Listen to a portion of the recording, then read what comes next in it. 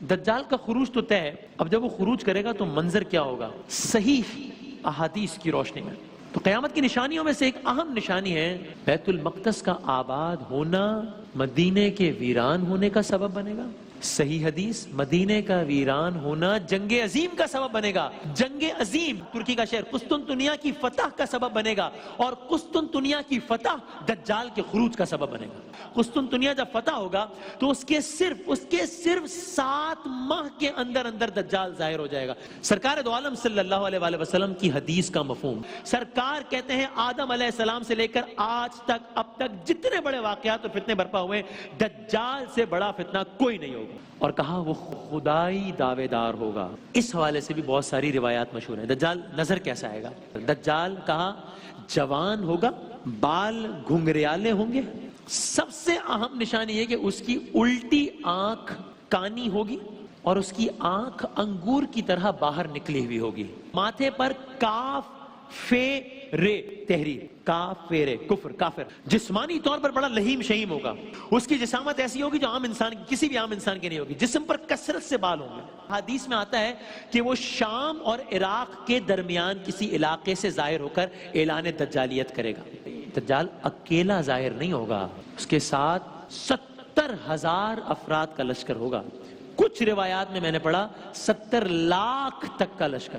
یہ ہزاروں یا لاکھوں لوگ کون ہوں گے؟ اس کے پیروکار ہوں گے، ان کی ایک خاص پہچان ہوگی، گھلیا بتایا گیا، کالی چادریں اوڑے ہوئے ہوں گے۔ اور کیا کرے گا؟ اب دجال جب خروج کرے گا مختلف علاقے فتح کرتا چلا جائے گا، ایک علاقہ فتح کرے گا، جس قریے میں چاہے گا جائے گا۔ جب وہ مکے میں پہنچے گا، جب وہ مدینے میں پہنچے گا تو وہاں اس کا راستہ روکنے کے لیے انسان نہیں ہوں گے، فرشتے ہاتھوں میں تلوار لیے آئیں گے اور اس کو اس قدر مجبور کر دیں گے کہ وہ ان 2 مقدس شہروں میں داخل نہیں ہو سکے گا، بلکہ مدینے کے قرب و جوار میں ایک مقام پر قیام کرے گا۔ یہ مقام بھی بتایا گیا کہ اندازاً کہاں ہوگا، یہ مقام تقریباً احد کے پہاڑ کے پیچھے ہوگا، لیکن فرشتے اس کو وہاں بھی قیام نہیں کرنے دیں گے، بلکہ اس کو دھکیلتے ہوئے واپس شام کی طرف پلٹا دیں گے۔ حدیث کے مطابق مفہوم، دجال جب نکلے گا زمانہ بدل جائے گا، وہ 40 دن تک رہے گا، ایک دن 1 سال کے برابر ہوگا، دوسرا دن 1 ہفتے کے برابر ہوگا، پھر اس کو حاصل اختیارات کے مطابق بظاہر دجال کو اتنی طاقت حاصل ہوگی، وہ حکم کرے گا تو بارشیں ہونا شروع ہو جائیں گی، وہ جس زمین کو حکم کرے گا وہاں سے غلہ اگنا شروع ہو جائے گا۔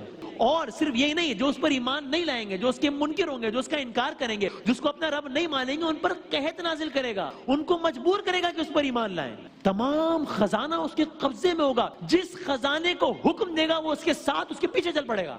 کہا اس کو زندہ کرنے کا اختیار حاصل ہو جائے گا، مارنے کے ساتھ ساتھ، کہ اس کے دائیں طرف ایک پہاڑ ہوگا جو اس کے ہمراہ چلتا رہے گا، اس میں نہریں ہوں گی، اس میں میوے ہوں گے، اس میں نعمتیں ہوں گی، جنت جیسا ماحول پیش کر رہا ہوگا۔ اس کے بائیں طرف بھی ایک پہاڑ ہوگا، اس میں سانپ ہوں گے، اس میں بچھو ہوں گے، یعنی وہ جہنم جیسا نقشہ پیش کر رہا ہوگا۔ ایک طرف جنت کا منظرنامہ ہوگا، ایک طرف جہنم کا منظرنامہ ہوگا۔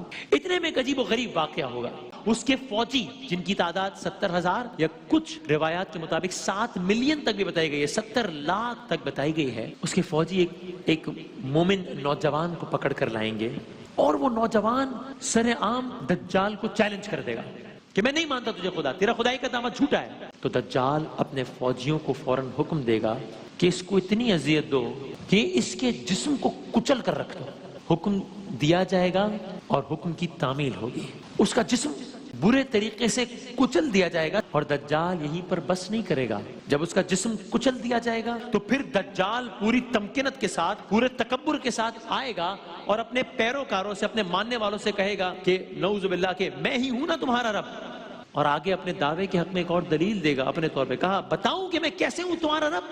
اس دجال اس نوجوان کے کچلے ہوئے جسم کو اشارہ کرے گا اور نوجوان دوبارہ زندہ ہو کر کھڑا ہو جائے گا۔ دجال کی جھوٹی خدائی کے نعرے بلند ہونا شروع ہو جائیں گے۔ لیکن پھر ایک عجیب و غریب واقعہ ہوگا، اب دجال کی حیرانگی کی باری ہے۔ پہلے دجال سب کو حیران کر رہا تھا، اب دجال کی حیرانگی کی باری ہے۔ دجال کی حیرت کی اس وقت انتہا نہیں رہے گی جب وہ دوبارہ زندہ ہو جانے والا نوجوان دجال کی آنکھوں میں آنکھیں ڈال کر کہے گا میں اللہ وحدہ پر ایمان رکھتا ہوں، تو دجال ہے، تو جھوٹا ہے، میں تجھے خدا نہیں مانتا۔ اب غصے میں دجال حکم دے گا اس نوجوان کے جسم کو آرے سے چیر کر اس کے 2 ٹکڑے کر دے۔ نوجوان کے 2 ٹکڑے کر دیے جائیں گے اور پھر دجال اپنی رونت، تمکنت، فرعونیت کے ساتھ دجال اس نوجوان کے ٹکڑوں کے درمیان سے گزرے گا. اس کے ایک اشارے سے وہ نوجوان پھر زندہ کر دیا جائے گا. لیکن اب بھی دجال کی حیرت کی مزید انتہا نہیں رہے گی جب وہ نوجوان کہے گا کہ ہاں تو ہی دجال ہے جس کے بارے میں میرے رسول، میرے آقا احمد مجتبی محمد مصطفیٰ صلی اللہ علیہ وآلہ وسلم نے خبر دی تھی. یہ دوبارہ زندہ ہو جانے والا نوجوان پھر سے دجال کو چیلنج کرے گا اور بس یہ کہتے ہی دجال کی انسانوں کو دوبارہ زندہ کرنے کی صلاحیت ختم ہو جائے گی. لیکن پھر وہ اس نوجوان کو آگ میں پھینک دے گا، نوجوان شہید ہو جائے گا. دجال کی تباہ کاریاں جاری ہیں. اب یہ نوجوان جو بظاہر تو آگ میں گرا ہے لیکن ظاہر حقیقتاً وہ جوان جنت میں داخل ہوا. اس لفظ سے دجال دجل یا دجل سے نکلا ہے جس کا مطلب ہے دھوکہ دینا. اور اس کا سب سے بڑا فریب کیا ہوگا؟ دجال کا سب سے بڑا فریب یہ ہوگا کہ وہ لوگوں کو کہے گا کہ میں تمہارا رب ہوں. اعوذ باللہ. دعویٰ کرے گا کہ میں تمہارا رب ہوں. لوگ اس سے ثبوت مانگیں گے تو وہ اللہ کی طرف سے حاصل کردہ اختیارات کی بنیاد پر انتہائی حیرت انگیز مظاہرے کرے گا. دجال اپنی قوت کے مظاہرے کر کے یا چیزوں کو روک کر اپنے طور پہ خدا ہونے کا ثبوت دے گا. اس کے آنے کے بعد پہلے سال آسمانوں سے بارشیں 33% کم ہو جائیں گی. پورے زمین میں غلہ 33% کم اگے گا. لوگوں کی خوراک یہاں تک کہ جانوروں کی خوراک میں 33% کمی ہو جائے گی ورلڈ وائڈ. پھر یہ سلسلہ آگے بڑھے گا. اگلا سال آئے گا 2/3 کمی ہو جائے گی. 2/3 کمی. دنیا میں ہر طرف قحط سالی کا بازار گرم ہوگا. اور اب دجال کیا کرے گا؟ دجال اس صورتحال سے فائدہ اٹھا کر اپنی خدائی کی طرف لوگوں کو دعوت دینا شروع کرے گا. مزید جو اس پر ایمان لاتے جائیں گے وہ ان کے علاقوں میں مصنوعی بارشیں کروانا شروع کر دے گا. وہ لوگ خوشحال ہوتے جائیں گے، وہ علاقے سرسبز ہوتے جائیں گے، وہ علاقے شاداب ہوتے جائیں گے. وہاں چوپائے پہلے سے زیادہ دودھ دینے لگیں گے. وہاں لوگ اپنی خوش قسمتی پر ناز کریں گے. ایک تعداد ہوگی لوگوں کی، ایک تعداد ہوگی اہل ایمان کی جو اس پہ ایمان نہیں لائیں گے. اور یہ لوگ جو ایمان نہیں لائیں گے دجال ان کے علاقوں میں بارشوں کو 100% روک دے گا. وہاں 100% قحط ہو جائے گا. لوگوں کے رشتہ دار یہاں تک کہ ان کے مال مویشی مرنا شروع ہو جائیں گے. مزید ایسے میں دجال بڑے کر و فر کے ساتھ ان علاقوں کا دورہ کرے گا کہ جس کے لوگ اس کو نہیں مانتے ہوں گے اور ان سے کہے گا کیا چاہتے ہو کہ تمہارے جانور اور رشتہ دار دوبارہ زندہ ہو جائیں.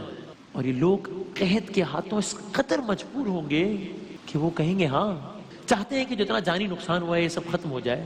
تب دجال ایک شرط رکھے گا، کہے گا مجھ پر ایمان لے آؤ، بھوک ختم ہو جائے گی، جانور زندہ ہو جائیں گے، رشتہ دار واپس آ جائیں گے. بھوک سے مجبور جو ان میں کمزور ایمان والے لوگ ہوں گے اس پر ایمان لے آئیں گے. دجال کیا کرے گا؟ وہ جانور زندہ نہیں کر سکتا ہوگا چونکہ اس کا اختیار واپس لے لیا. جانور زندہ نہیں کر سکتا ہوگا مگر اس کے شیطان ساتھی جانوروں کا روپ دھار لیں گے اور وہ بھولے بھالے لوگ یہ سمجھیں گے کہ ان کے جانور زندہ ہو گئے. پھر وہ انسانوں کے ساتھ بھی یہی معاملہ کرے گا. یعنی لوگ یقین کر بیٹھیں گے کہ دجال نے ان کے رشتہ داروں کو، دجال نے ان کے جانوروں کو زندہ کر دیا ہے، حالانکہ وہ شیاطین ہوں گے.